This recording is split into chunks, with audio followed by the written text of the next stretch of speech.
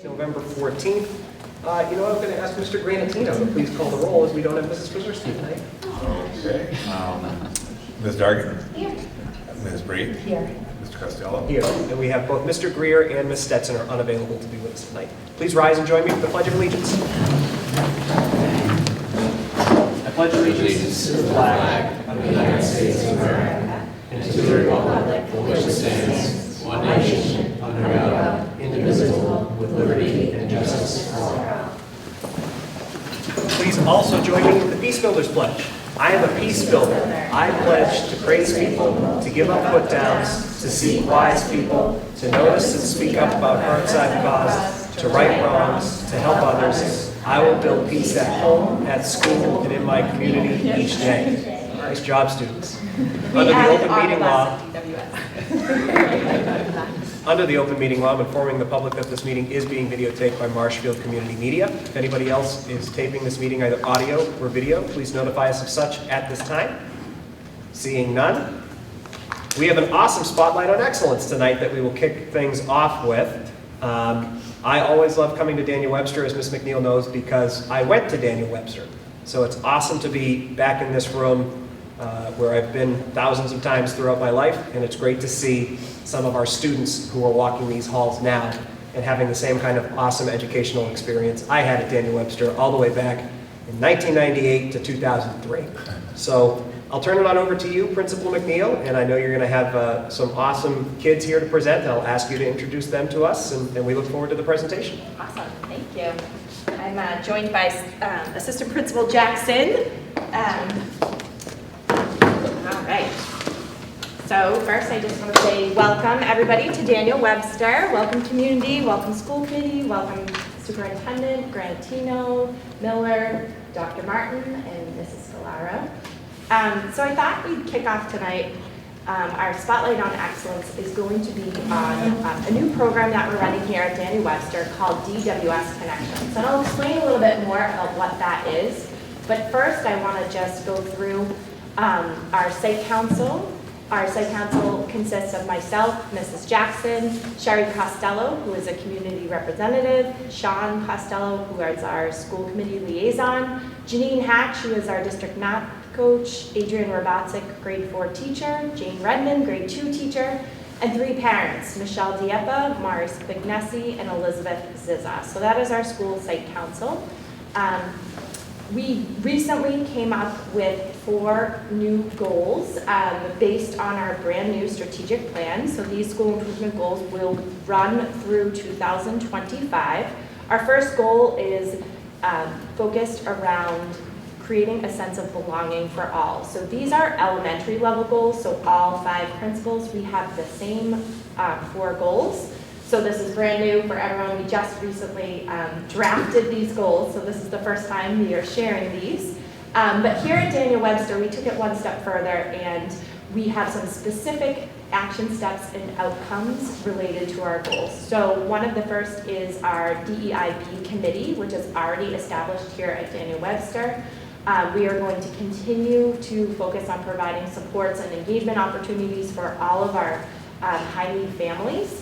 Our DWS Connections, which you're going to learn a little bit more about tonight, and our work that we are continuously doing to create a culture of belonging and positivity here at Daniel Webster.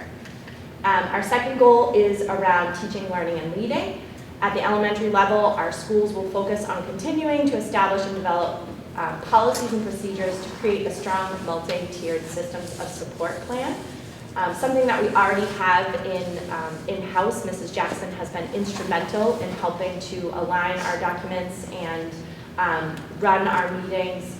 At Daniel Webster, we have noticed that our students in their iReady scores, we are watching their reading comprehension and vocabulary very closely, something that we're working on with our teachers and through a book study that we're leading with our grades all the way K through 5. K to 2 is working on shifting the balance with K to 2. Some of them took that course last year. And a brand new book that has come out, we've been in a book study with our grades 3 to 5 teachers. Same shifting the balance book, but geared towards grades 3 through 5. So we're going to really hone in on that reading comprehension and vocabulary for our students. And pillar 3 is all about community engagement and communications. So at the elementary level, all of the elementary schools will focus on continuing to develop and implement a more streamlined, consistent system to communicate information. So we at Daniel Webster will continue to increase our awareness of DEIB. We are really working hard to increase our participation from all of our subgroups. Mrs. Jackson and I have been diligently taking attendance data at all of our community events. Just last week when conferences, I was, Mrs. Jackson, was that so-and-so that just walked through the door? So we're making sure we're collecting attendance data. Just to see if there are any barriers that some of our families are facing in order to attend. And our goal for this, specific to Daniel Webster, is that we are going to increase by 10 percentage points each year for our community events. One thing to really celebrate on that front is last week during conferences, we had 90% of our EL families join us for conferences here at Daniel Webster, so only 3 families did not attend, which is really, really amazing. So we're really excited about that. And lastly, in our pillar 4, at the elementary level, our schools will focus our attention to ensure all learning environments are accessible for all students and staff. I tucked in Daniel Webster at the end there. Some things that are happening here at Daniel Webster. We have a brand new bike rack out front with our new arrival and dismissal. We thought, one bike rack was sort of in the corner where some of our buses were pulling in. So we purchased a second bike rack for our walkers on Ocean Street that are now riding their bike for the first time in a long time up and down Ocean Street. We have 3 hired crossing guards that are on 139. Staff members here at Daniel Webster that go out. We have a new fence around a playground for our safety for our pre-K and our ASC classroom right back here. And we installed a brand new gym floor in our gymnasium. So really cool floor, state of the art, and we're really proud of that. So Spotlight on Excellence tonight is going to focus on that first pillar, the creating a sense of belonging. So studies have shown that a student's sense of belonging improves academic outcomes, increases continuing enrollment, and is protective for mental health. So there was recent research that was just published back in 2021, which found evidence of our need to connect embedded in our genetic code. So we know that belonging is fundamental. It's a fundamental human need. People search for that sense of belonging with people and places in their lives. And our students are spending a majority of their adolescent years here in our schools. So it's a really important place that we feel belonging needs to be established and created and honed. So this year, we started a new program called DWS Connections. So last year I was part of, I've been a part of the Elementary Principal Association. We meet once a month pretty much on Zoom. We get together and we talk about different things that are happening in surrounding districts. So Eliza Burns shared this. She's the elementary principal at the Cole in Norwell. And she shared this program that she's been doing for quite a while over at the Cole. They call it the Cole Connections. So I said, Eliza, I love that idea. It's so cool. So Jen and I had booked a field trip, but one thing led to another. We couldn't go and see it, but she sent us all of her information that she uses over there. And then fast forward to last spring, during a strategic planning committee meeting, our 2 high school students that were on that team shared that they were, feedback from their fellow students was that they were looking for more advisory, more opportunities to connect with smaller groups of students, with teachers and staff. So I said, oh my gosh, Jen, we have to do this. So we were, our next challenge was, what are we gonna have the students do? So we found this summer, I was sitting next to a DWS parent on the football field, and she said, I said, what do you do for work? She says, I work for a social emotional learning company called Harmony. And I said, well, that sounds awesome. How did I not know that? So sure enough, one thing led to another. She shared her website. It's an SEL curriculum. It's free. It's all online. It is all aligned with CASEL. And they have these really cool, quick connection. It's all based on relationship building. There's a ton of research that they've done with it.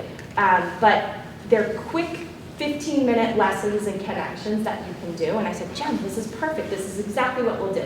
So this is just an example of one of the DWS Connections cards. This is a conversation card. There's a whole bunch of different ones. There's activities, conversations, connections. So this is one that we will use eventually, maybe, in our DWS Connections. It is, what is your favorite meal for dinner? Who makes it and who eats it with you? So I'll give everyone a moment to connect and think about that. Favorite meal for dinner.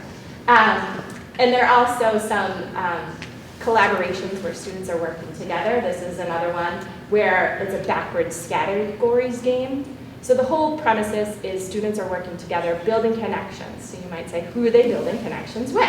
Well, on the day, the last day of October, October 27th at 2:40, we gathered all of our students here to the Daniel Webster cafeteria, and we broke everybody into small groups, probably 1 or 2 students from each grade. We tried to make our groups, Jen created these with 2 kindergarten students for each teacher or each staff member, each mentor, just because kindergarten we felt, they would be, nervous about going alone. So we gathered here in the cafeteria, we did a presentation, and we went through teacher by teacher, called each group, they went to their respective locations. So here's Miss Hastry, our kindergarten teacher, and her group.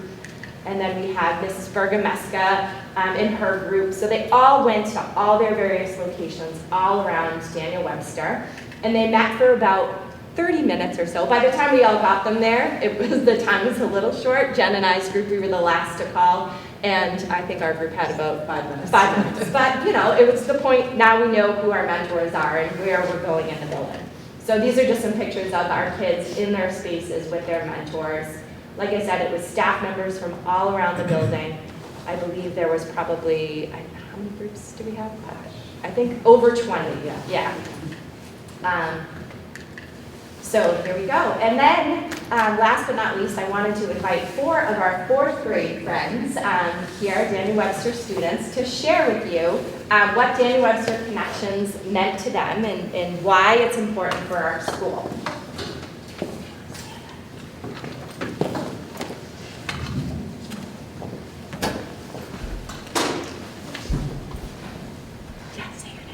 My name is Micah Chow, and I think DWS Connections is good because it helps the younger students know and be safer with older students. Hi, my name is Brady Hood, and I think DWS Connections is good because you can connect with another teacher and you can connect with other students that you don't know from different classes, and you can then the cards you can actually talk to them and they're not scared. That's it. I'm Eleanor McGrath, and I like DWS Connections because you can get to know a student from every grade level, and you can get to know teachers better that you don't know. Hi, my name is Brooke Fitzgerald, and I like DWS Connections because the younger students connect with you and look up to you, and you can connect with other teachers. And our 4th grade teachers took it one more step. So after our first DWS Connections event, they gave our 4th grade students a challenge to find either their mentor or a younger student from their group and ask them a question. So did you find somebody from your group? You want to tell us about that? Where you found them in our school during the day and what you asked them? I found Lauren, and she was at recess. I found Jocelyn, and she was at recess. And what did you ask her? What her favorite part about school was, and she said recess. I met Gabriel, and he said extra recess, and yeah. I met Elise, and she said she liked reading, and I met her at lunch and recess. So, does anyone have any questions? They said that they'd be willing to answer any questions about Daniel Webster Connections. Cool.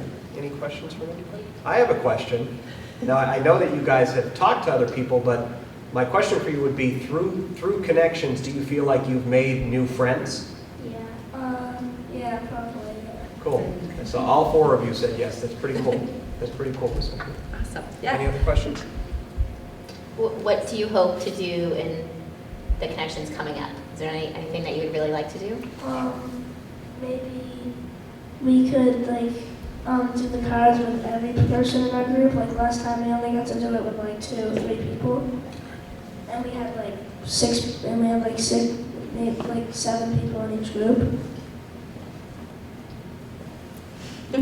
So more time, they want more time. Well, I promise it's coming. December 1st is at 2:40 is our next DWS Connection. So it's a Friday, we do it on Friday afternoons. Nice. So, You have a and question? just really cool, last night at our PTO and DEI committee meeting, one of our parents shared that her own son, who's a 1st grader, was in a DWS Connections group with a kindergartner that used an augmentative communication device. So it opened up a whole new level of conversation with their family about communication devices and how everybody is different and everybody communicates in a different way. So cool. just really, really cool. So That's awesome. yes, Miss very Bright, proud. Miss Bright, I think, has a Yeah, question. have you guys used that in any other areas of your life, like with a sports team or on the bus?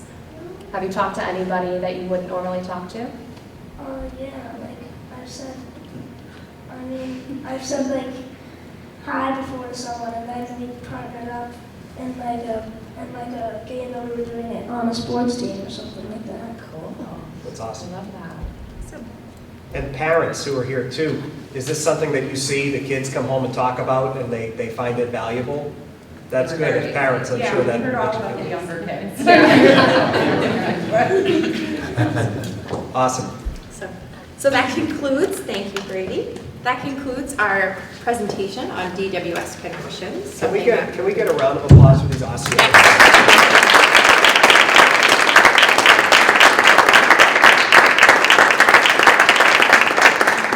Nice job. Excellent work, Kenny.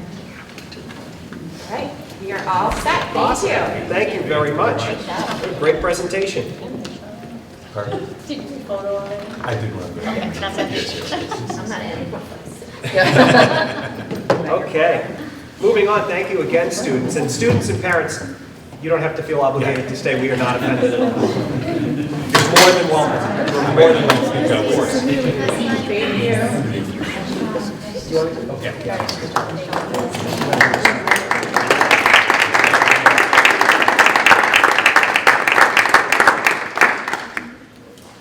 Okay, we're going to take the student representative report next. Get you guys out of here too if you'd like. Alright, so starting with the elementary schools, all of them had parent-teacher conferences earlier this month. And then Daniel Webster, they had a canine meet and, or they will have a canine meet and greet tomorrow. So students will learn the importance of the dogs, and then we'll have a demonstration. Amesway, they are part of the Junior Rams Peace Building Program, so they'll have a food drive happening until the 17th. Governor Winslow, they had a 3rd grade field trip to Plymouth, Patuxent, and then recently had a fire safety assembly. Martinson, they had a grade 1 Veterans Day program earlier this month, and then we'll also have a fall food drive similar to Amesway. And then South River, there were projects made to show appreciation for veterans last week.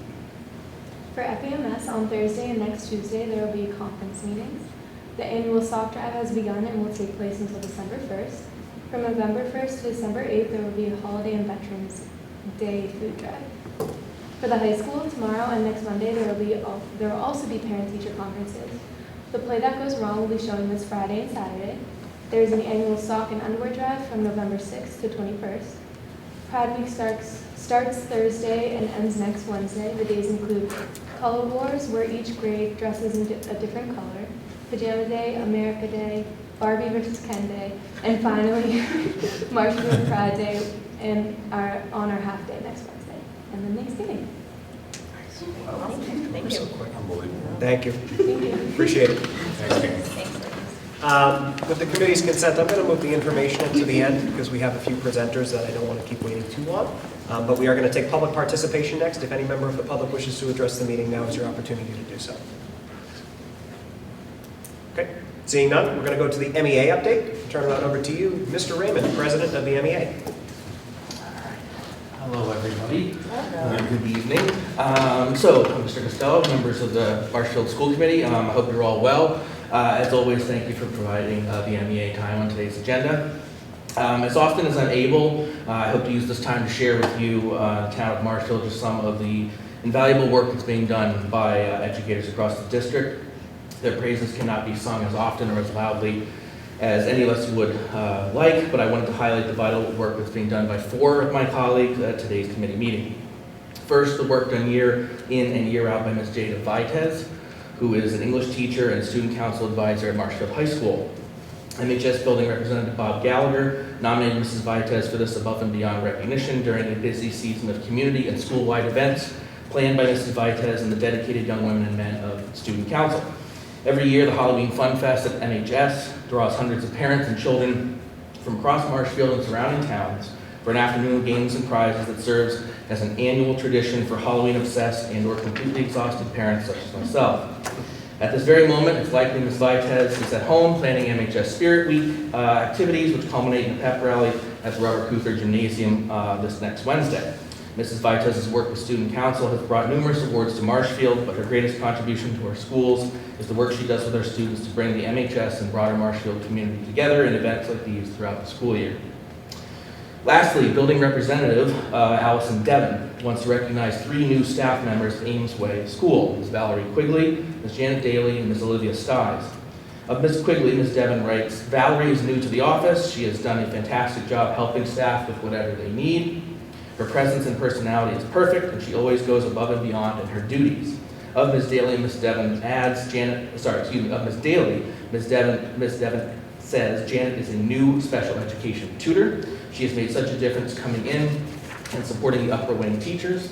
And last but not least, Ms. Olivia Stiles is new to kindergarten and has such a calm demeanor. There is always a smile on her face no matter what is going on in her classroom. Ms. Devon adds that all 3 new members of the Ames Way School community have both done a great job and contributed immensely to the great work being done for students there every day.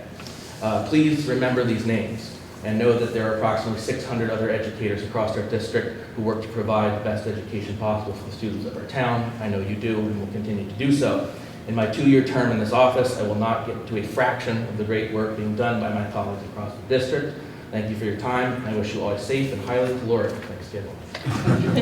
Thank you very much, Mr. Raymond. Can I just say, I absolutely love that you're doing this. That is an awesome, awesome use of time. Yeah, that is great. Thank you. Thank you. Just a quick question. So is above and beyond the actual, like, kind of like my educator of the week, above and beyond is what it's called? I'm copying you, yeah. No, it's a bit more flattery, right? Long story short, I asked not mine, it was obnoxious. I asked the representatives on the e-board to bring the names of people who they think deserve a shout out. They've done so. We've got a little backlog ready for you for at least until the spring. Nice. Love it. That's great. Good stuff. Thank you, Mr. Raymond. Thank you.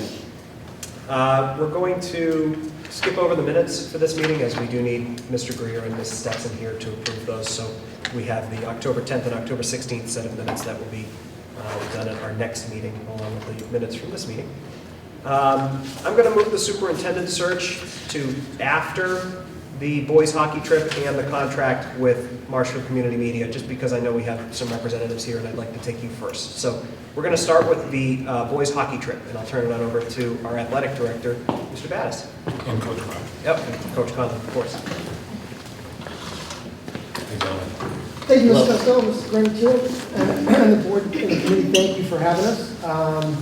And I apologize, we probably should have done this in years past. I think this is probably the 3rd year? 3rd year, yes. 3rd year that Coach Conley has taken the boys hockey team to Connecticut. It's actually probably a 36-hour trip, which they play 2 games, one down in Connecticut, and then on the way back to Marshfield, they stop in Marlborough and play there as well, too. So I think they do it the first weekend of our winter sports tryout / training. It's December 2nd and 3rd this year. I'll turn it over to Coach Conley. He can kind of fill you in on the details. It really is more not about just playing, but obviously a little bit of a team bonding situation as well too, and getting the program off to the right start. All right, thank you. Thanks for your time. I've been coaching Marshfield hockey as a head coach for 25 years. A couple of years ago, we decided to do a trip, a couple of the other programs in the South Shore, going on an overnight trip, so we decided to try something. The Darien, Connecticut coach had reached out, so I approached Principal Kuther and Mr. Battis about taking a trip down to Connecticut. So we went down on a Saturday, played a game at 4 o'clock, spent the night down in Connecticut, came back to Marlborough on the way home, played another scrimmage on the way home, and we're back in Marshfield on a Sunday. We take about 24 to 26 players on the trip, 2 coaches, myself and Coach Genovese are the coaches. The players were 2 to a room, and the coaches and the players are all on the same floor. Pretty much every single player on the team has a parent that attends as well down there. The schedule for this year's trip, we'll leave Marshfield around 9 a.m. on Saturday, take a coach bus down, arrive at the hotel around 1 o'clock, have a team lunch, play at 4 o'clock, get back to the team hotel around 6:30, have dinner at 7 as a group, and then do some team activities till 9, and then it's lights out for the players.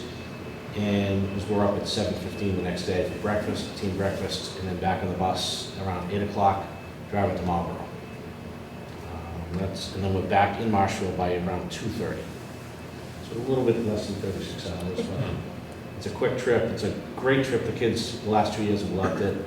Not only the hockey experience, but just the bonding and being away together and as a group. And I think it's a good kickoff for our season. Great.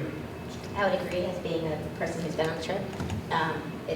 The team bonding is fantastic. The kids get so excited about it. It is such a well-oiled machine. It's not even funny how well organized it is, and it's great.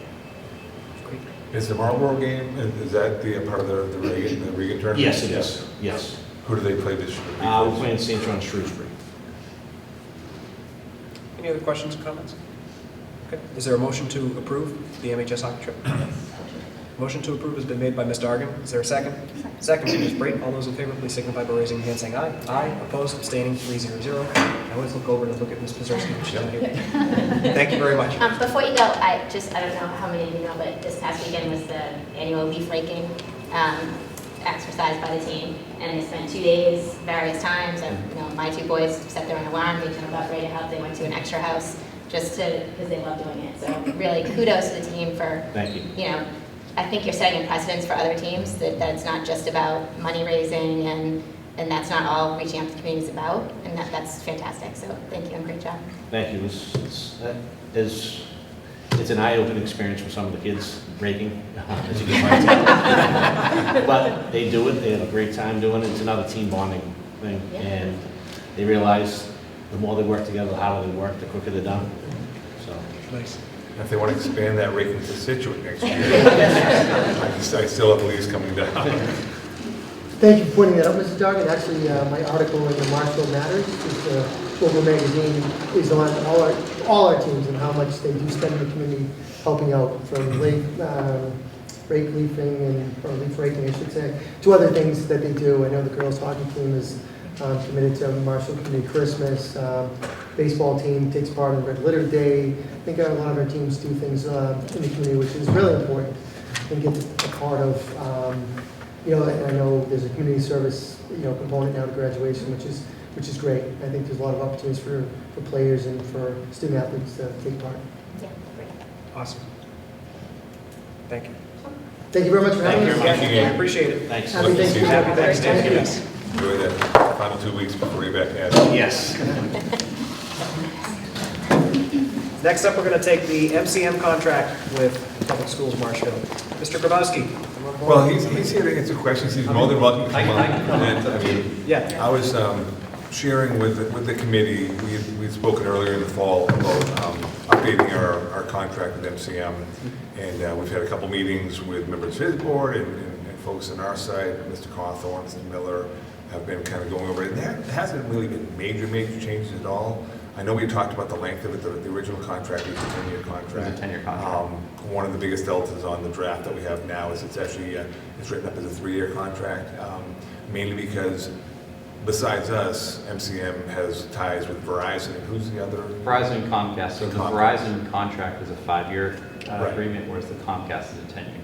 Right. So I figured in case there was anything that was, not that much is going to change, hopefully, with Verizon, but if there was, rather than be locked into something for 10 years, we have it slated as being renewable in 2025. I believe we have it.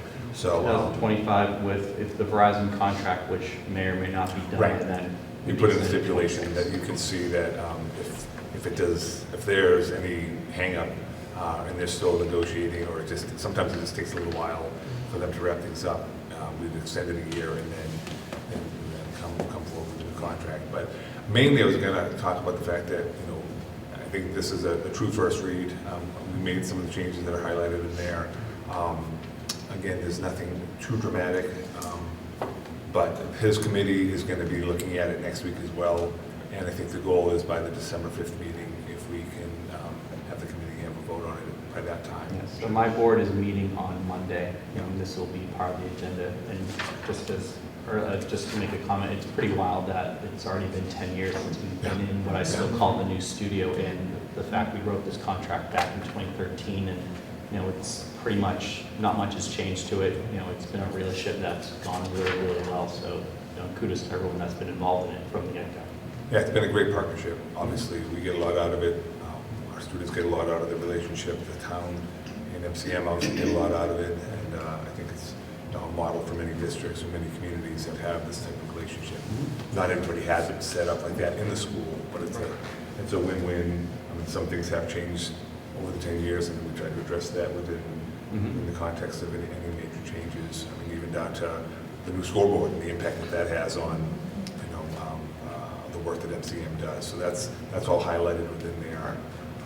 But I mean, we just wanted to have you folks have a chance to get it, review it, and then especially with the other two members here, not that we can always guarantee all 5 will be here, but we can, if you have any informational questions between now and the next meeting, you can obviously share those with me. I'll try to get that back to you as quickly as possible.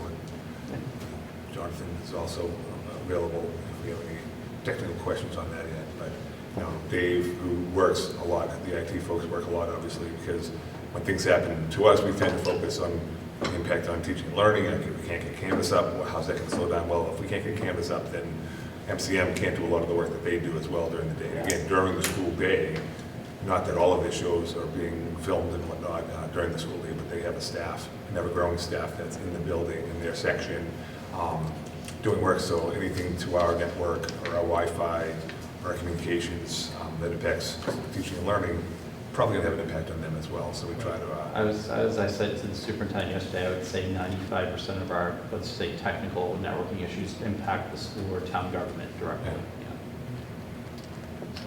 Awesome. Well, any questions or comments at the moment? No? I just want to very quickly say, the representative that I work for represents the city of Quincy, and we have a pretty good relationship with QATV, and we go there all the time. Yes. And they were so excited last year because they finally had 2 students that would come over from Quincy High School after school for like an hour once a week and do work with them. And I said to them, oh, actually in Marshfield, our MCM is right there in the school. And they were like, what? They couldn't believe it, that they thought we were so lucky, and we are very lucky to have you guys there. So we appreciate everything you do. I think you'll find the board is appreciative and understands the value MCM brings. And we to the town. appreciate the relationship. It's been fantastic. We love our home at Marshfield High School. It's been fantastic. So. Great. Cool. Thank you. Thank you. I appreciate it. Okay. I'm going to do the superintendent search process update next, and then we'll do the policy review update, and then I'm going to turn it over to Dr. Martin for her MCAS review presentation. But I do want to provide an update on the superintendent search and also give the community some important dates. And this information was disseminated to all the parents, all the staff, everybody in the Marshfield Public Schools community yesterday, but I do want to provide the update at the meeting as well. So just kind of going through the email to make sure that I hit every point, because it is a very complicated, involved process. that we're also doing on a pretty aggressive timeline. But I think that's a good thing. And I know my colleagues agree with that as well. Under Mass General Laws, the school committee is granted the power of appointing or terminating the superintendent. Watch yourself. But we also believe... Feel free. But we also believe that community input in this process is incredibly valuable. Input from not just parents, but input from staff and input from students is an incredibly valuable piece of this entire process. So we solicited applications, as we've said at meetings in the past, for members of a search committee. This is not a legally required body by any means, but it's something that we thought was important to do, and we thought it was important to gather stakeholders on this committee from just about every group with whom the superintendent will work, and with whom our superintendent has worked very, very well over the last 9 years. We got a lot of applications for those spots. I wish we could take everybody, but we can't make the process too convoluted, so we did need to narrow it down. So just to really quickly share with the community, the members of that committee are myself and Ms. Brake as the school committee. We have 2 parents, Andrew Kolb and Amy Smith. Our district administrator on board is Ms. Scalaro. The principal that we have on board is Karen Hubbard at Governor Winslow. The assistant principal we have on board is Dr. Janine Smith at the middle school. The high school staff member that we've selected is Dr. Paula Mancello, the business department head at the high school. Middle school staff member we selected is Kristen Haddigan, who is a secretary and an administrative assistant in the guidance department. Our elementary staff member is Cassidy O'Forrest, who is a 5th grade teacher here at Daniel Webster. We granted a seat to Mr. Raymond as the union president. We thought that was important. We have a student representative, Delaney Mayo, who's a junior at Marshfield High School. And our community representative, just couldn't get away, is Mr. Bob Kuther, who just retired recently as the principal at Marshfield High. Applications are open for the superintendency between now and November 22nd. So we've been taking applications for a couple of weeks, and that process is open until November 22nd. At that point, the search committee will meet and determine semifinalists to interview. Semifinalists will be interviewed in closed-door sessions due to the Mass General Laws and also due to privacy and personnel reasons. We sent out a survey to families, to teachers. I believe we sent it to students too, didn't we? Yeah, we sent it to everybody and asked them to let us know what they were thinking on this process and what's important to them in the next superintendent. We have close to 600 responses on that survey, which is outstanding. The survey was open for 2 weeks. We sent out reminders 3 times, posted it on our social media, and really got the word out there. So I'm happy to see that we have almost 600 responses, which is awesome. The search committee will now be reviewing all of those responses thoroughly. That's their homework. And using that information not only to determine the criteria with which we're trying to decide who the semifinalists will be, but also what questions we're going to ask them when we hold the interviews. So the information that is provided through that survey is incredibly valuable. So those semifinalists will be interviewed by the search committee between December 4th and December 8th. And again, due to state privacy laws, semifinalist interviews are closed, and the names of semifinalists cannot be made public. After those interviews are completed, the search committee will select 3 to 5 finalists that they will present to the school committee with our authority to hire the new superintendent. At which point the duties of the search committee are complete. The finalists will be announced at a special school committee meeting, which we will hold on Monday, December 11th. It'll be a quick meeting. We'll just share a few words about the 3 to 5 finalists and share that information with the community. Following that, between December 12th and December 15th, we're going to be scheduling forums for each individual candidate. Those forums will include a parent forum, a student forum, and a staff forum. And we'll have opportunities for those candidates when they come to do a site visit here in Marshfield to speak with parents, to speak with staff, to speak with all stakeholders about their vision for Marshfield Public Schools and why they want to come to Marshfield. It's impossible right now to schedule exact dates and times when we don't have finalists yet. But again, December 12th to the 15th will be when those fall. So I want to make sure parents and staff know that, because I know people are concerned and want to hear from those candidates when they're announced. So please, if anybody's watching, please mark your calendar December 12th through the 15th. Those are important dates, and we want as much participation as possible.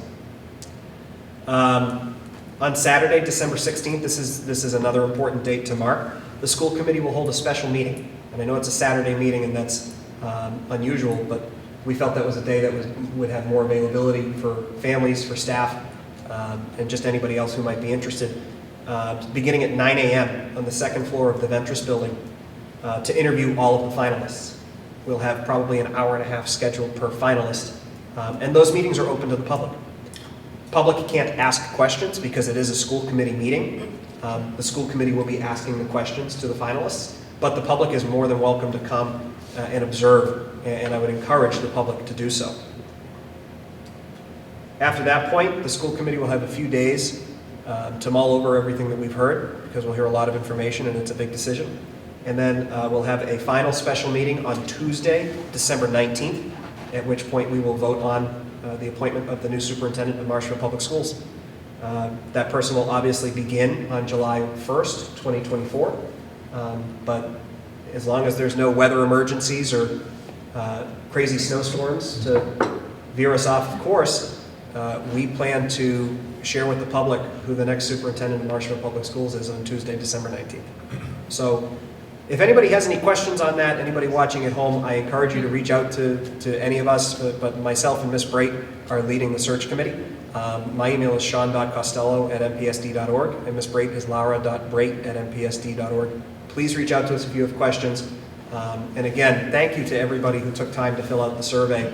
That's incredibly helpful, valuable information as we determine our criteria as a search committee and as we formulate the questions that we'll be asking. So, to that point, I was speaking with one of the MASC representatives who's working with the district, and he gave me that number that we had, and he said that the closest district, there was a district that had opened up their process a week before ours, and at that same time had less than half of what we had. Yeah. So we're getting good feedback from the folks. That's awesome. That's great. That's awesome. Any other questions or comments from members of the committee? Will the forums be recorded or televised? So I did send the info to Mr. Grabowski over at MCM. I gave him all of the dates, and I will follow up with him when we have the time scheduled for that, because that's a good idea. But I do know they are planning on having at least the meeting on the 16th televised. Any other questions? Okay, thank you very much.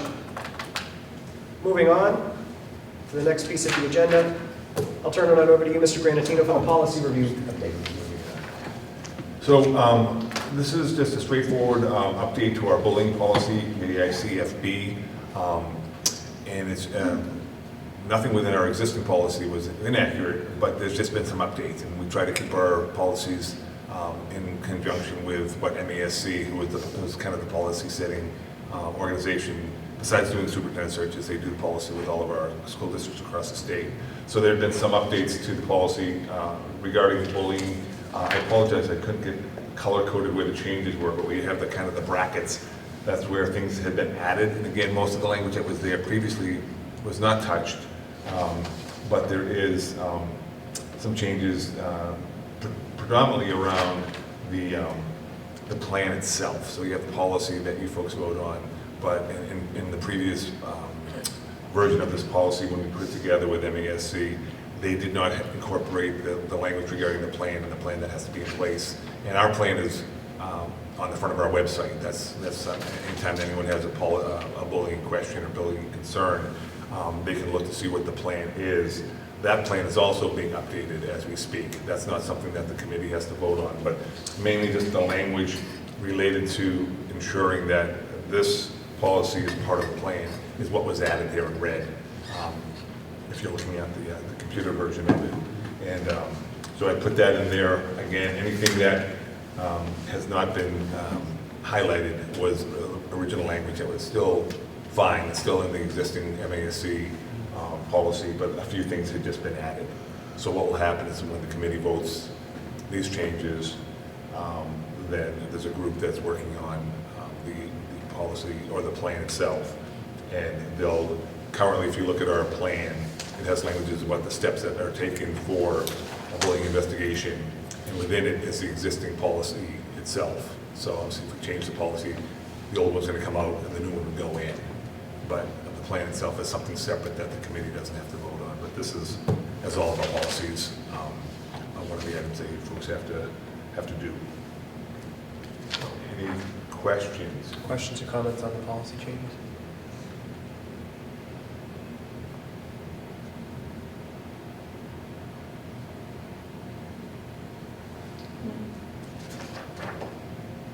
And it's rather straightforward. Yeah.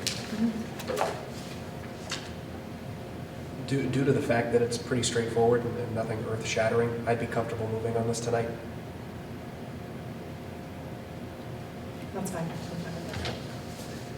That being said, is there a motion to approve the policy JICFB as amended? Yeah. So moved by Ms. Dargan. Is there a second? Second from Ms. Brate. All those in favor, please signify by raising your hand saying aye. Aye. Opposed, abstaining. That's 300. Thank you very much. Thank you.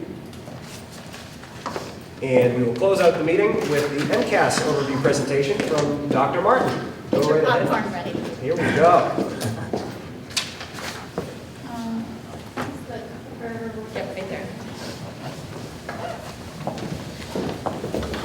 All right, I will not go through every single slide. I'm going to go fairly quickly, hopefully. Mike Rich, who is our new data and accountability specialist, helped with some of the actual Rich data. Mike Rich. Okay. Mike Two first Rich, names. not Rich Mike. Okay. But he has been instrumental since he hopped on board in everything data, whether it is submitting our data to the state, our state reporting, looking at MCAS. He's tried to build dashboards already for our administrators to start looking at more than just MCAS. And we'll get to that in a few minutes. So, like anything, we just want to make sure that when we're looking at our data, we are tying it back to our mission, our vision, and our core values. Just making sure that whatever we do, all is part of this wheel that we developed for our strategic plan. So we'll just quick talk about this MCAS context. It was a little bit different this year compared to some of the other years. We'll dive into the 3 content areas. We'll talk about growth, comparisons, and then next steps. So just FYI, some of these slides will show you 3 years of data. However, in 2021, it was completely different. There was only 1 session versus your usual 2 sessions in our testing. There was an in-person and a remote option offered that year. So it's kind of hard to compare 2021, but it comes out that you want to look at 3 years of trends. So that's what we are doing.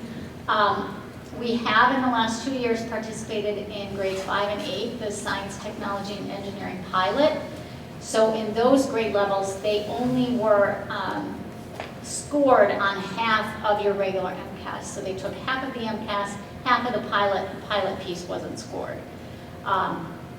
Still for achievement levels, exceeding, meeting, partially meeting, and not meeting expectations. We are back to accountability status. That actually went away, like COVID period. We're back to accountability percentiles, so we'll talk about that. A lot of what you're going to see is similar to the state trends.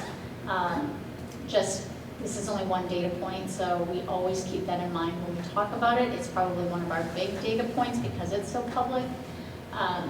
We are always progress monitoring, and something to just also keep in mind, especially post-COVID, the social, emotional, and mental health context is completely different than it was prior to COVID. There's a lot more concerns and issues that are happening with our students that we're trying to help and support. So we just have to keep that all kind of in our mind as we go through it.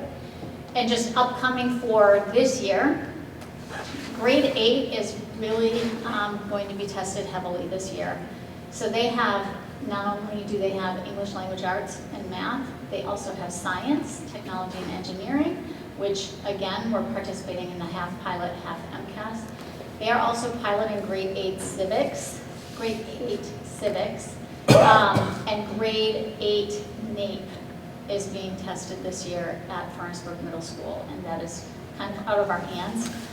They come in and they ask you to test, and so you test. NAEP is the national The exam national that assessment. they assign schools randomly across the country. So grade 8 is going to have a lot of assessments. The civics is a DESE requirement that we are piloting. All of Massachusetts is doing that. The passing scores for the competency determination are changing in a couple of areas, so that's something that we're going to have to keep in mind for this coming spring.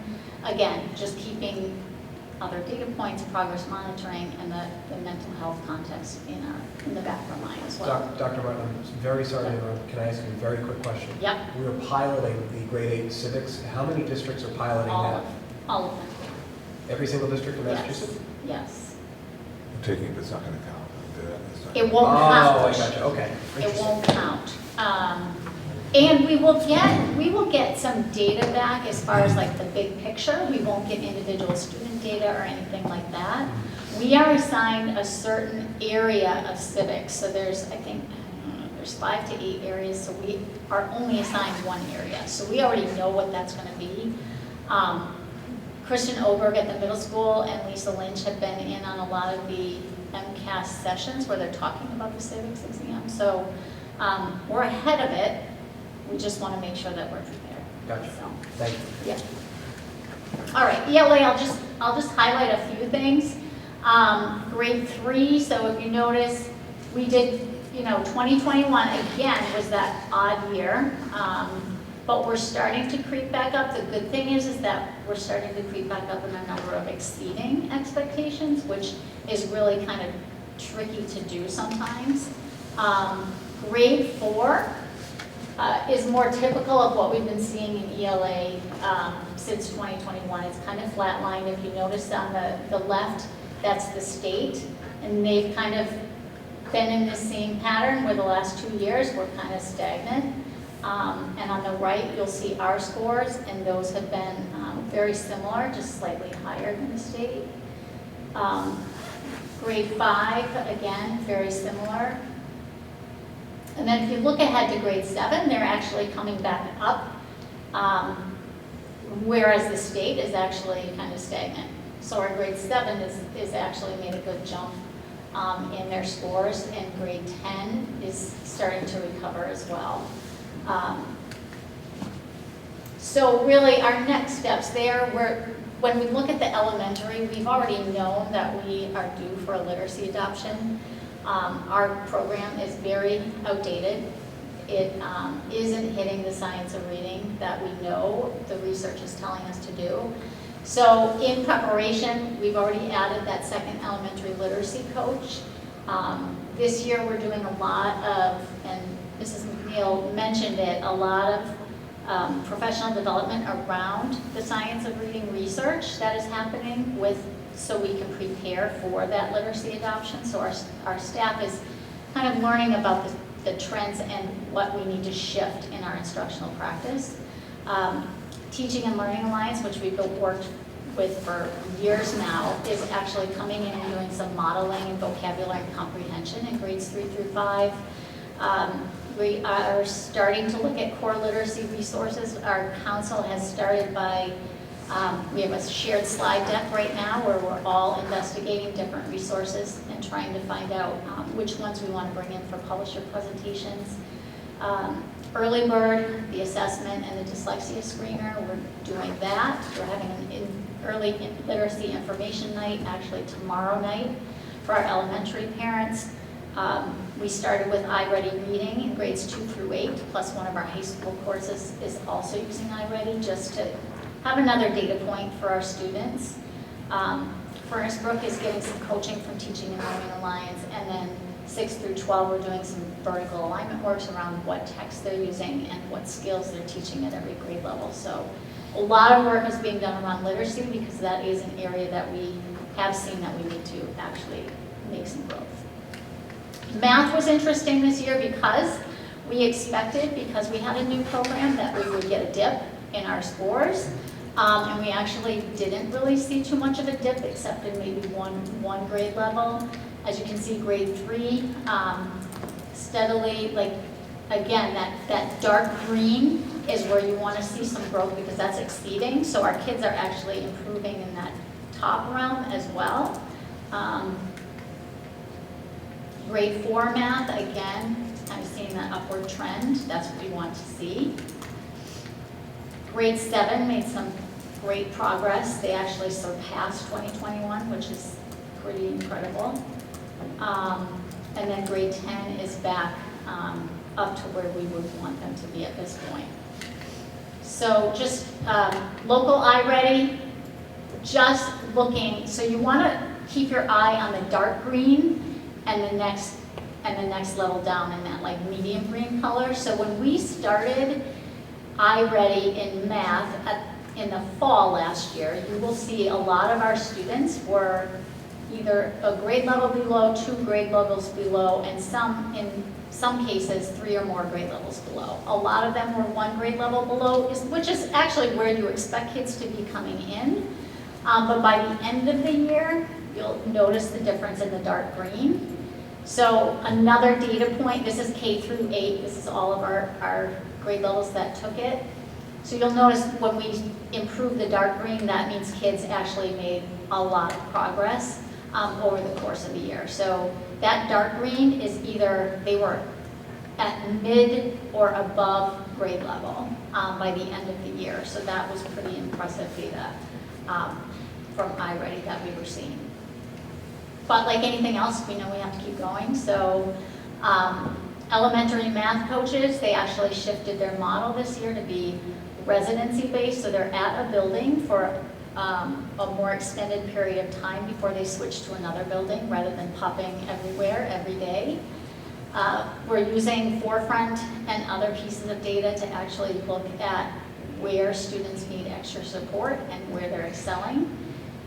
We have math PD going on the Bridges math program, the Bridges intervention program, and actually Becky Lord, who is a math specialist, is coming in and doing PD with our special education staff around identifying students that have math disabilities and how to support them. The Math Council has identified common assessments. They modified their report cards, which are coming out soon.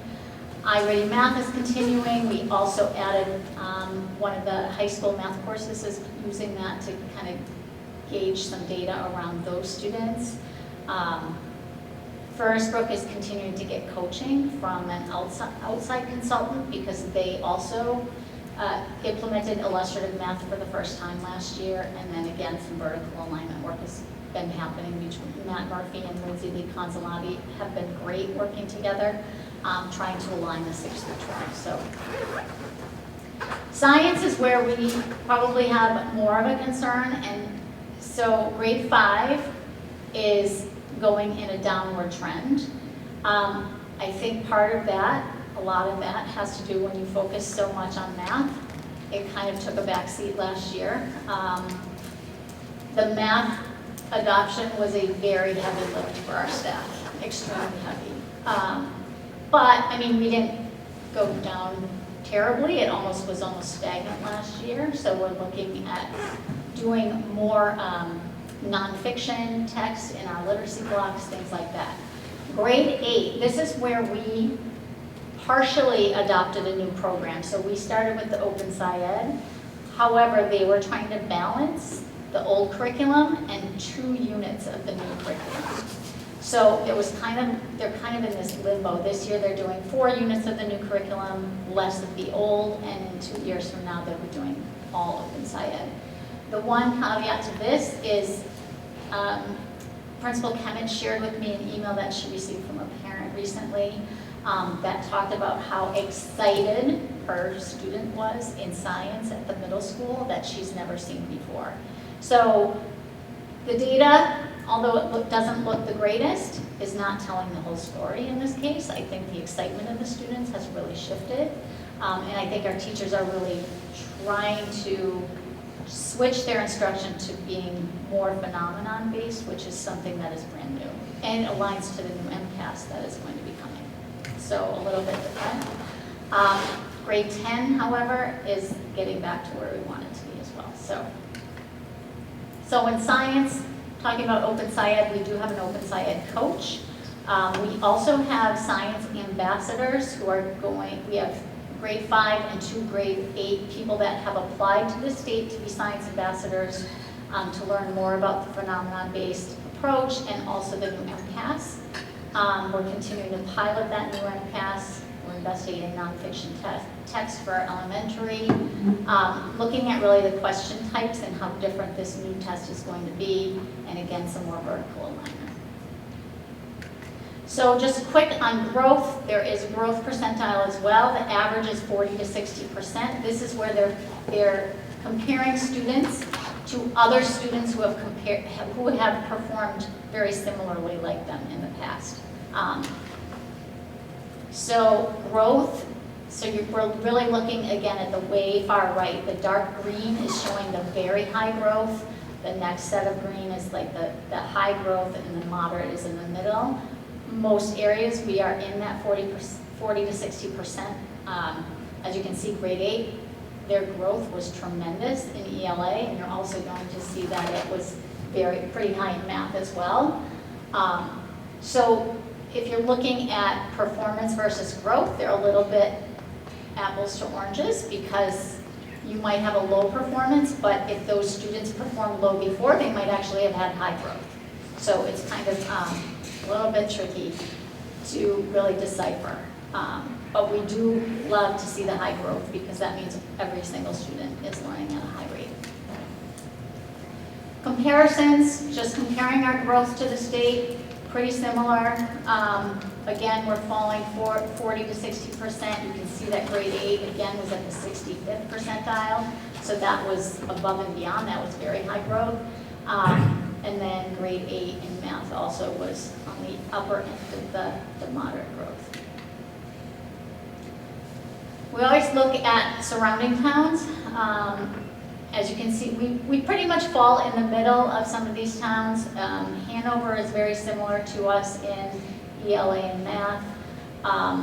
Even the growth, we're in the middle pretty much everywhere. Can you explain what these numbers mean?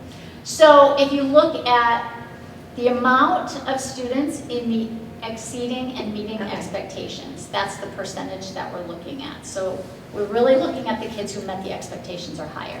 And that's grade 10 and grades 3 through 8? Right, 3 through 8 and grade 10. And ELA are the first two categories. So you will see how, so for example, right above us, Hull, 47% of their students scored meeting or exceeding in grades 3 through 8, whereas we scored 58% of our students scored in that.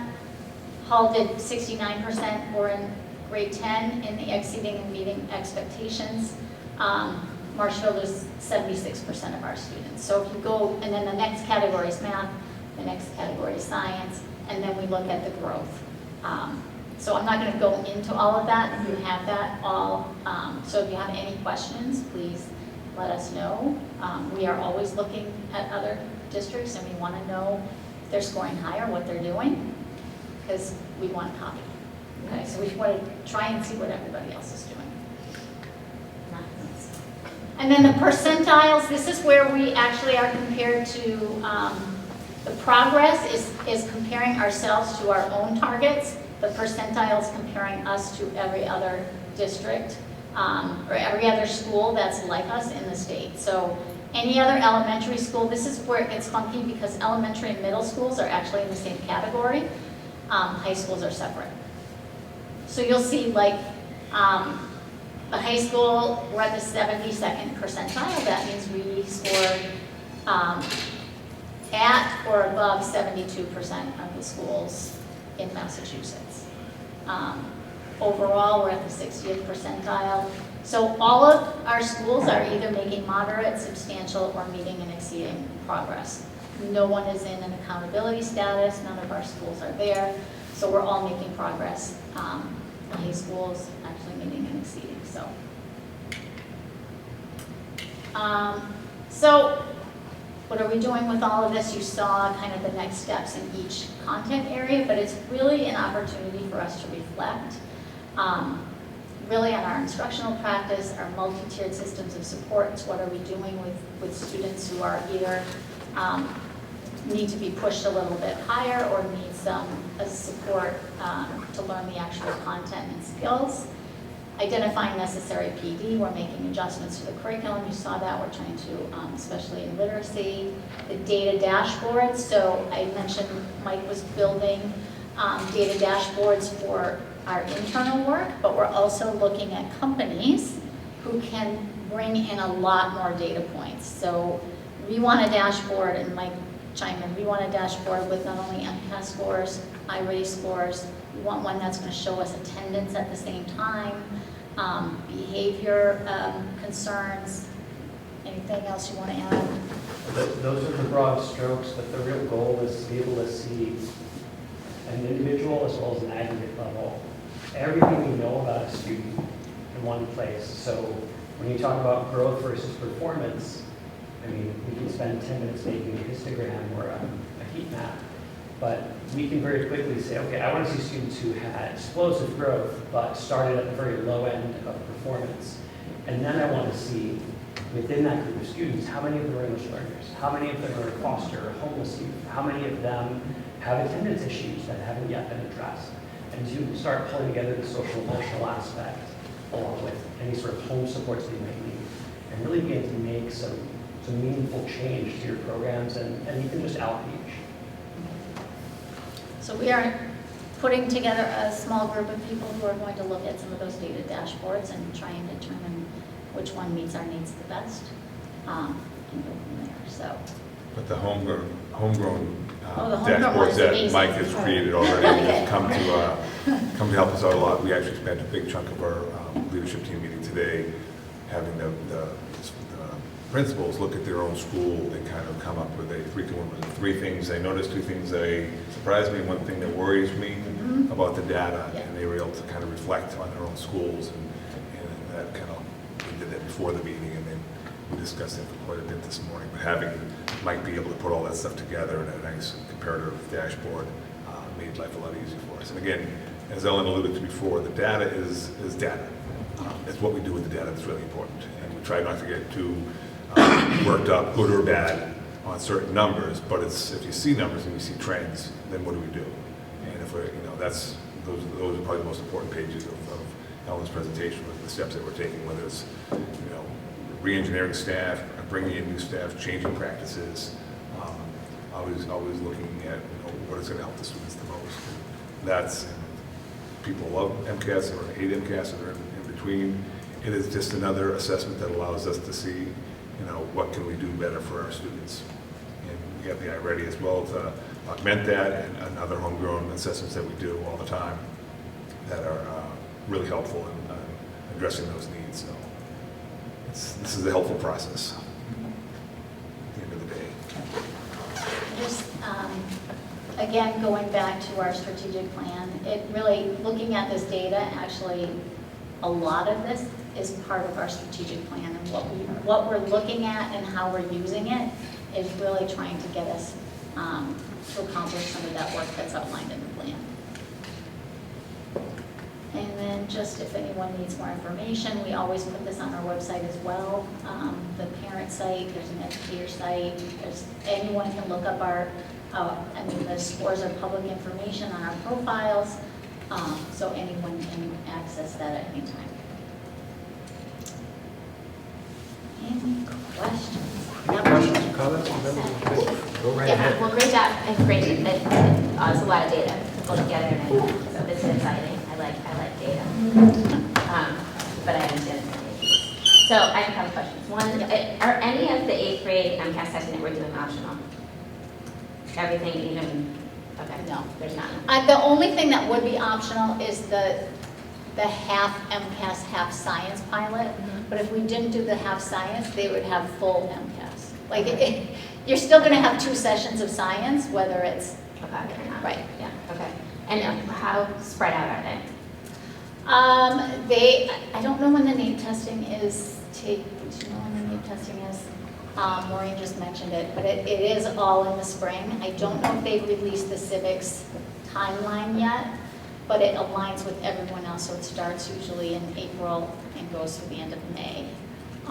So it really is, but Furnace Brook actually has done a really good job of trying to schedule testing so it doesn't interrupt weeks and weeks of instruction. Like they try and get everyone to test at the same time. Whereas elementary, it's almost impossible because of the staffing and the locations and the support that you have to give students. So they try not to get it to get too many interruptions. Okay.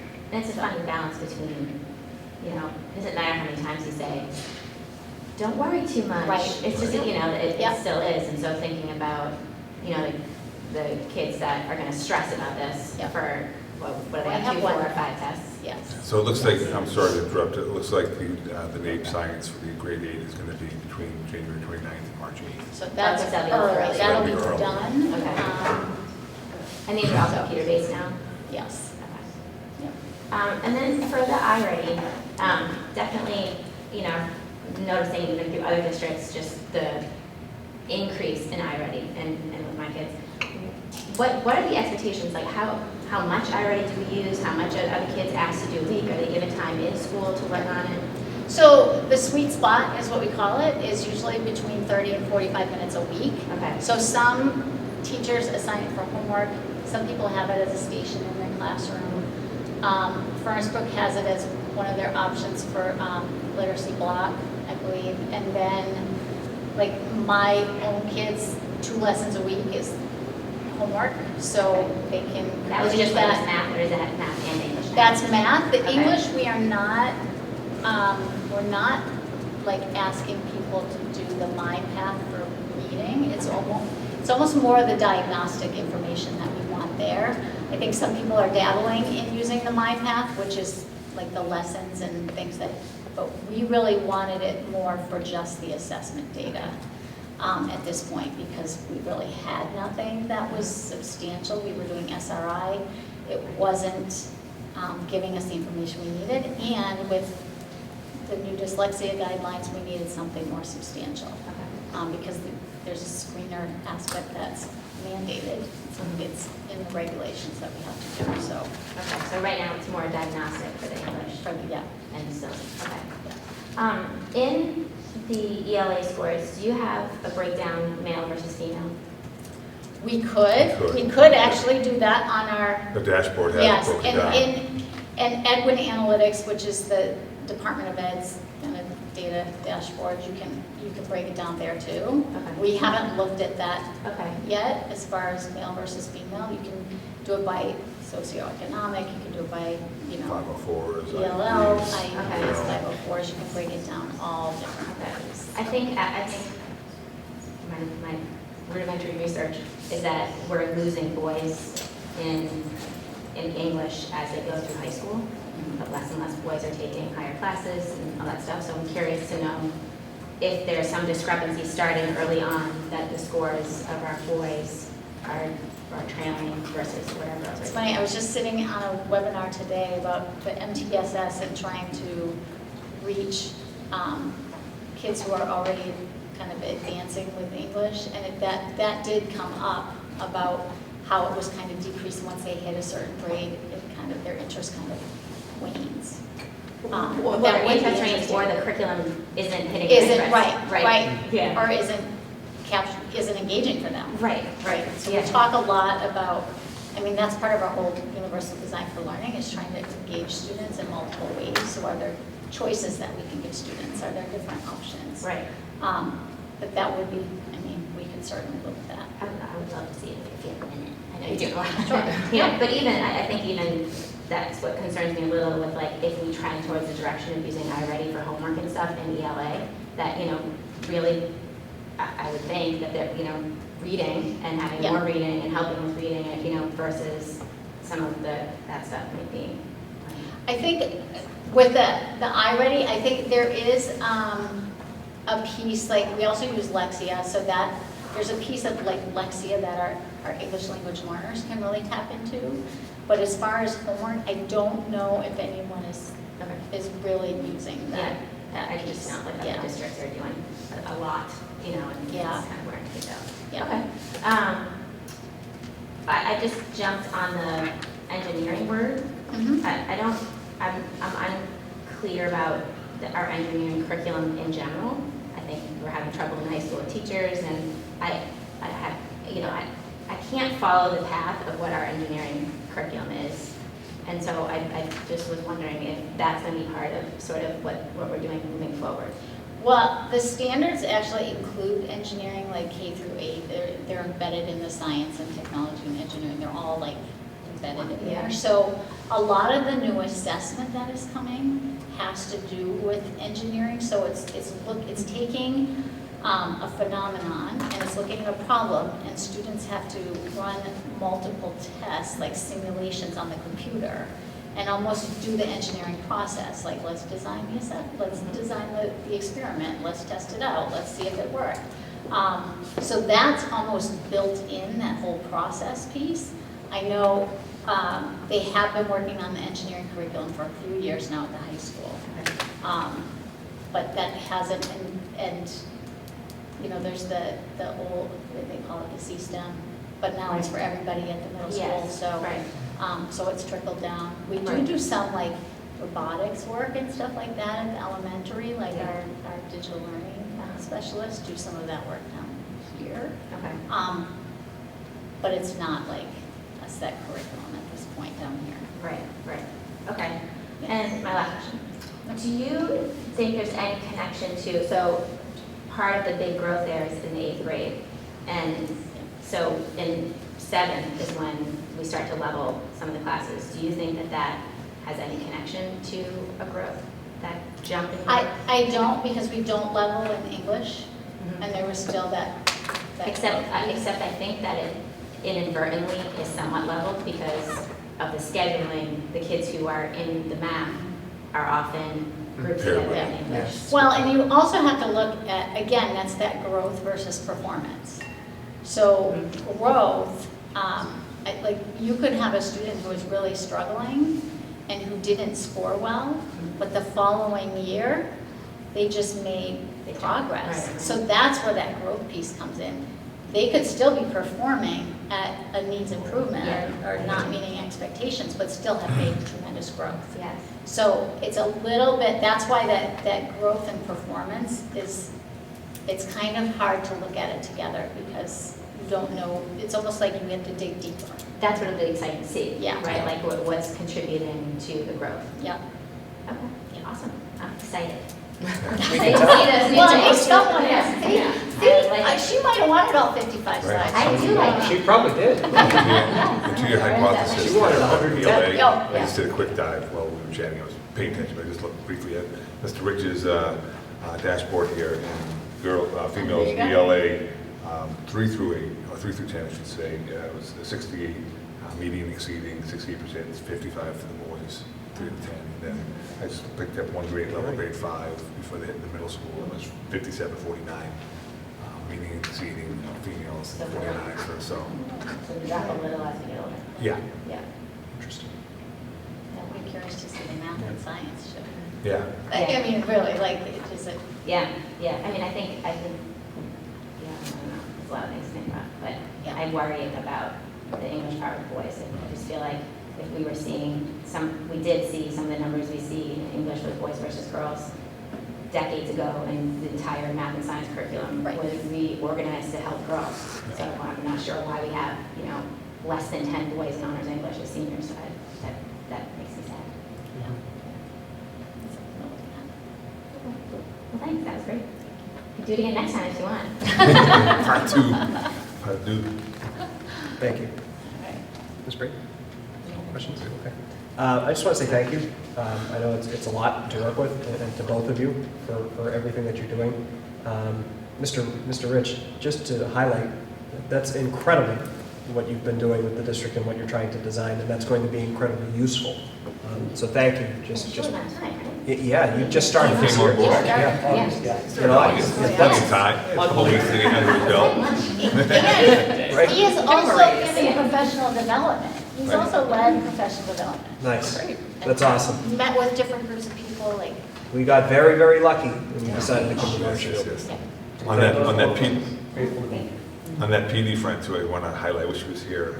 We did a leadership team today, though. Ms. Pazurski led a PD session on Same roles, session yeah. as Mr. And Rich. she worked with Mr. Rich, Ms. McAlpine, and Ms. Molander with our administrative assistants across the district. That is So I was awesome. very excited before that, getting everything ready. Not She did a great surprised. job. She's the best. Well, thank you, Dr. Martin, as well. I know how much work that takes every year to pull all of that together. And I think you know how I feel about standardized testing a lot of the time. But I also recognize the value that it brings to the district. And like you said, the data doesn't show the whole story.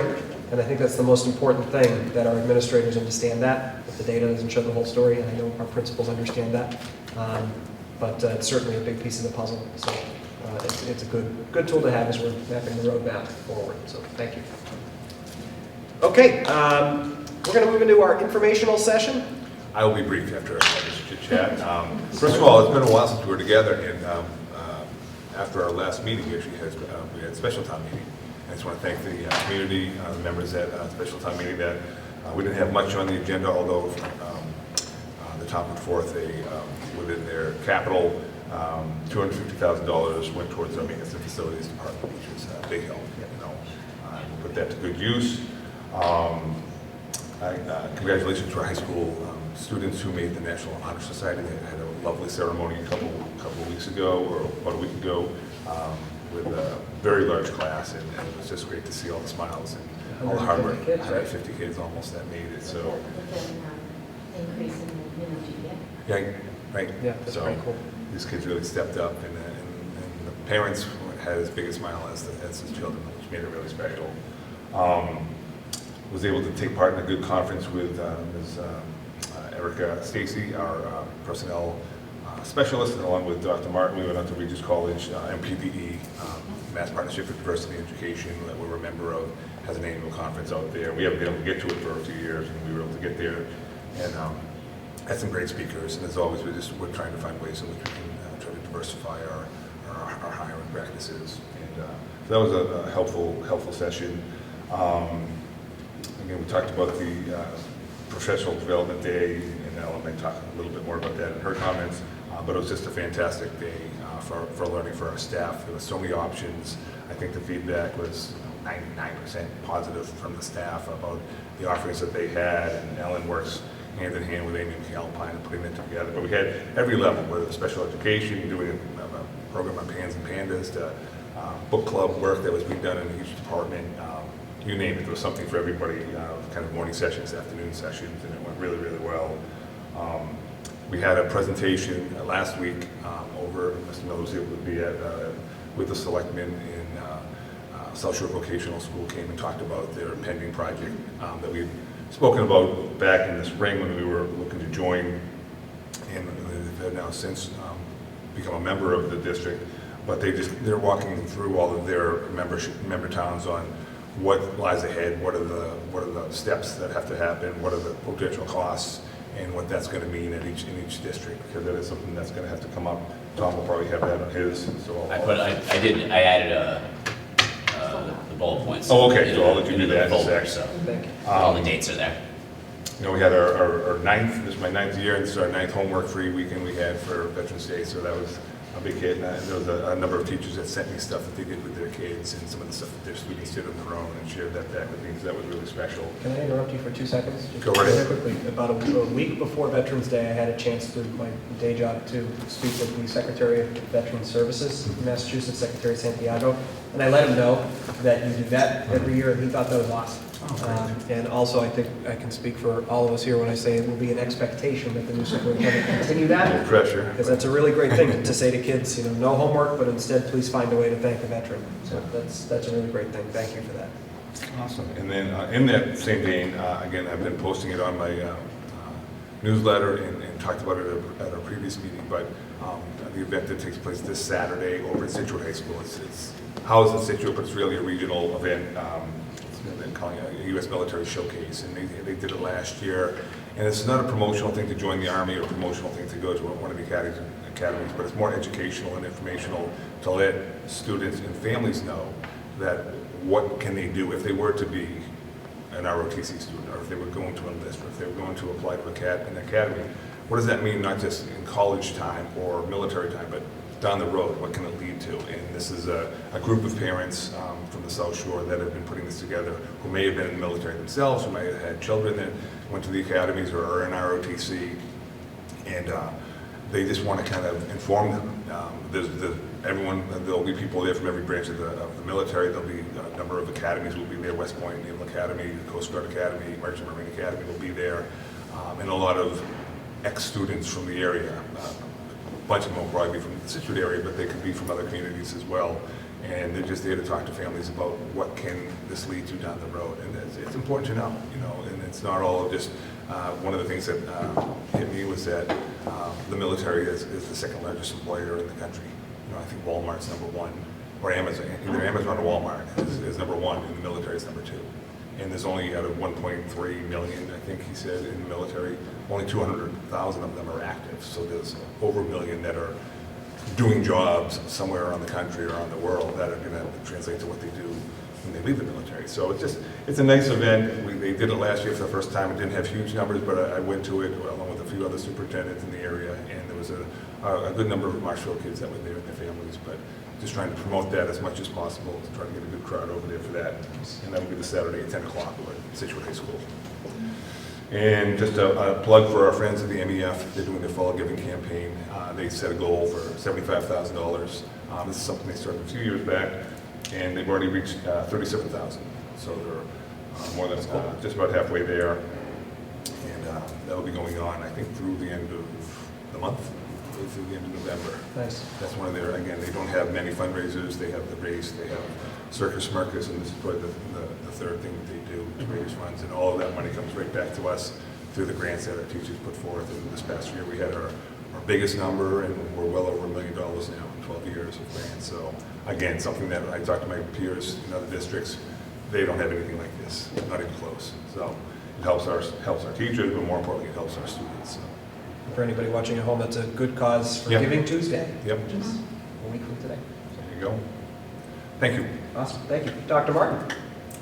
Just follow up on the PD, just some numbers. We had about 450 staff with 22 sessions that happened, 7 external facilitators, so outside consultants, and 10 inside consultants and facilitators. Amy McAlpine has already gotten her feedback. She's already analyzed all the data. She's already trying to figure out what we're going to do next in future sessions. So she's working on that, so kudos to her. She did an awesome job. There were people everywhere, and if you ever have a chance to see one of our full PD days, you'll be tripping over people because they're everywhere. Let's see, just a couple of quick things. I mentioned it earlier, we have a family early literacy informational night. It's actually a Zoom session tomorrow at 6:30, where we're going to talk about early literacy here in Marshfield and Early Bird, our dyslexia screener. We have representatives from Early Bird that can come and talk about what is dyslexia, how are we screening for it, what does the screener do, what information do we gather, and what we do with that information. And then we're planning a family math night. It will be at Martinson Elementary School. First we were going to try and do 2 nights, but that was a little bit biting off more than we could chew because it's in December. It will be on December 4th at Martinson, but all elementary schools are invited. It's really hosted by Title I, but everyone can participate. It's going to be like pajamas, cookies and milk, there'll be math games, there's going to be a photo op, iReady will be there, all kinds of good stuff.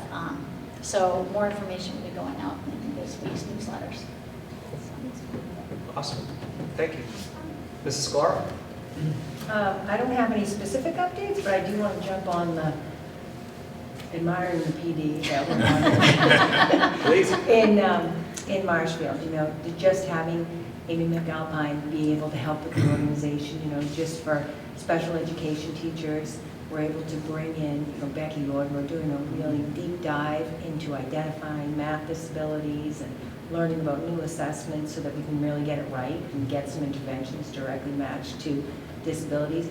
But also we've got opportunities for differentiated professional development for all of our related service providers. So school psychologists can work together with other mental health clinicians, and our speech and language pathologists are able to identify something that they want to work on and do a really deep dive, and that's all organized and laid out for the year. So I just think it is really exciting to be able to facilitate people getting into their areas of expertise, and then seeing how that connects back out to the district. So I just wanted to add my 2 cents on that, because it's a huge difference. Huge. That's awesome. Thank you. Mr. Miller. Real quick, just following up on South Shore VOTEC. Superintendent Haley and the OPM did a presentation at the Board of Selectmen, and they did present 5 different designs. 2 were ad renos and 3 new builds. They've already taken out 1 of the renos, so they're down to a renovation proposal and then 3 potential new builds. It's moving rapidly through this process. So they are submitting to the MSBA at the end of December their initial design, and then their design will be their final PSR design. They're calling it, goes on February 28th of 24 to the MSBA. So it's moving pretty rapidly. They have a number of meetings going on.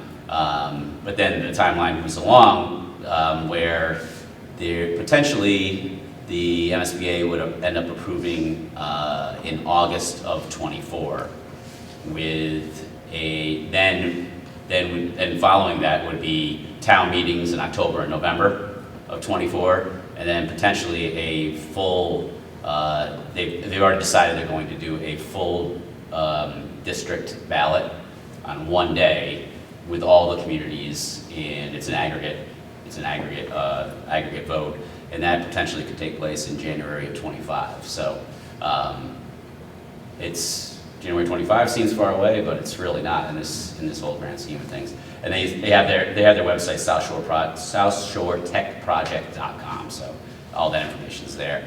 And then just real quick, school start times. We're getting our subcommittee back together to start taking a look at that once again, following up what the committee did last year with the FBMS MHS combination, and then the possibilities of what we can move forward with over the next few months.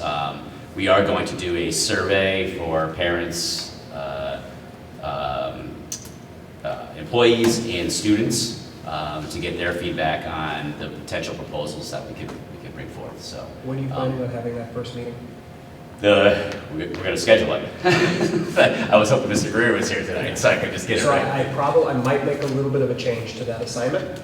Yes. So just nothing Okay. concrete yet, but I'll let you know. Okay, yeah, we'll talk. Okay. Great. Thank you. And also, I did leave out one other event coming up Thursday night, which is a community-wide event, but it's the Cops for Kids with Cancer. Yes. It's taking place 5 o'clock, 5:30 on Thursday over at the top of Haddad's. Actually, I think they take over the whole entire Haddad's. Haddad's is closed on Thursday. Yeah, and it's just a huge, they've been doing it year in and year out. I can't recall the totals off the top of my head, but it's exceedingly high how much they're able to raise for families that have young children going through cancer, and it's just one of the best causes out there, and they've been working really hard to get a lot of great things for auction items, and it's a wonderful community event, not just from Marshfield. There'll be people from all over the South Shore and the east part of the state representing different police departments that are there. So if you're free and you want to come by Haddad's, more than welcome. And kudos to Ms. Brayton, who I know is involved with As helping always. that event happen, as she is with most good things around town. Okay, any subcommittee reports at this time? Seeing none, before we adjourn, I just very quickly want to say thank you again for having us at Daniel Webster. And also, I've been thinking about it, and I think my favorite meal to have for dinner is my mom's eggplant. And so she, every now and then, will call me when she thinks that I haven't come to visit in a little while and tell me that she's making eggplant if I want to stop by. So that's her little way of getting a visit. It works every time, 100% success rate. So. Our next meeting is Tuesday, December 5th. We'll be at Ames Way. Is there a motion to adjourn? So moved from Ms. Braid. Is there a second? Second from Ms. Dargan. This is a roll call. Mrs. Dargan? Here. Ms. Braid? Here. And Mr. Costello, yes. Thank you very much. Thank you, folks. Thank you. Great job.